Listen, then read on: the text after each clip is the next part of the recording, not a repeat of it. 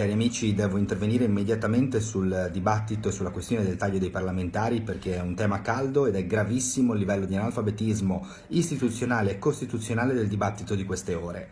Si crede che ridurre i parlamentari sia un vantaggio per la democrazia? Siamo letteralmente impazziti a questo punto.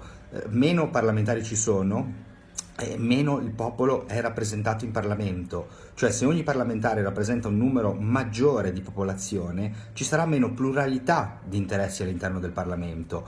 Voglio riportarvi immediatamente al 1948, ai dibattito dell'Assemblea Costituente, e voglio leggervi queste poche righe di Fuschini, un onorevole della Democrazia Cristiana, uno dei padri costituenti, assolutamente importanti per cercare di capire la ratio. E poi voglio leggervi soprattutto qual era l'articolo 56 della Costituzione originario, perché è stato modificato nel frattempo. Il numero attuale dei parlamentari deriva da una modifica costituzionale degli anni 60, quindi attenzione, non è il numero della Costituzione primigenia, che non aveva voluto indicare un numero fisso, aveva voluto collegare il numero alla popolazione. Leggete, anzi ve lo leggo io e voi ascoltate con attenzione, perché è importante elevare il livello del dibattito, perché davvero qui ormai l'ignoranza diventa totalmente incompatibile con la democrazia. Si dibatte di cose senza alcun tipo di senso e senza senno. Allora ve lo leggo. In riferimento ovviamente al numero dei parlamentari, diceva: la questione è senza dubbio assai importante e va esaminata con la dovuta attenzione. Occorre assolutamente impedire che la volontà popolare possa essere alterata da un errato rapporto fra il numero dei membri delle due Camere.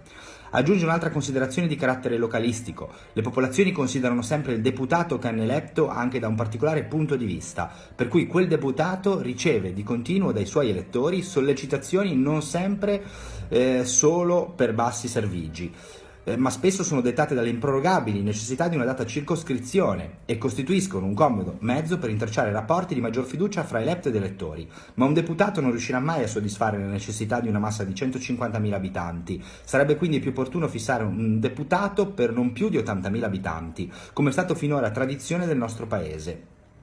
Questo è il punto centrale ed è per questo che poi il testo costituzionale finale, ve lo leggo proprio anche qui testuale in modo che non ci siano fraintendimenti, l'articolo 56 primigenio, quindi uscito fuori dal dibattito della Costituente, è: la Camera dei Deputati è eletta a suffragio universale diretto in ragione di un deputato per 80.000 abitanti o per frazione superiore ai 40.000. Eccolo lì, collegamento di un numero di deputati in base alla popolazione, in modo che tutti siano rappresentati in misura accettabile all'interno del Parlamento, che è espressione della sovranità popolare. Quindi se noi mettiamo 10 parlamentari è evidente automaticamente che essi rappresenterebbero un numero enorme di persone e quindi non ci sarebbe realmente pluralità all'interno delle Camere. Quindi il collegamento dei padri costituenti era assolutamente illuminato, perché era un collegamento alla popolazione. Aumenta la popolazione, come è successo dal 48 oggi, aumenti il numero dei parlamentari, lo aumenti, non lo diminuisci. Razza di analfabeti, che non siete altro dal punto di vista costituzionale, quelli al governo sono davvero analfabeti. Oppure sono in malafede, perché sapete chi è che vuole il taglio dei parlamentari? E qui chiudo: JP Morgan, Goldman Sachs. Sapete chi era il padre costituente che voleva ridurre il numero dei parlamentari perché diceva che se ce ne sono troppi si fa fatica a fare le leggi, si perde tempo a fare le leggi? Einaudi, ovviamente il più grande liberista presente nell'Assemblea Costituente. E questo è quanto. Un caro saluto.